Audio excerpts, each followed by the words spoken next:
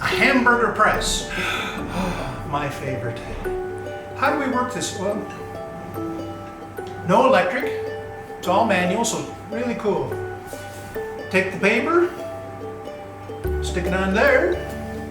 Take the hamburger, stick that on there. Take another paper, put it on top. Push the button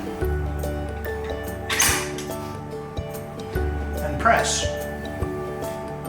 Really hard. No, I'm kidding, not really hard. Just press. Whoop.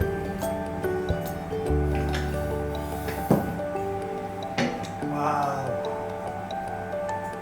Look at that. A perfect hamburger. All set for cooking.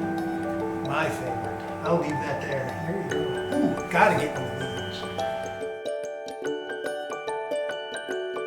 We have here a hamburger press, and during transportation, sometimes this plate here won't come out.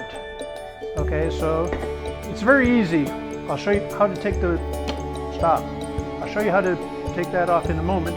Just take this, push this down, and this will slide over and you're all set to go.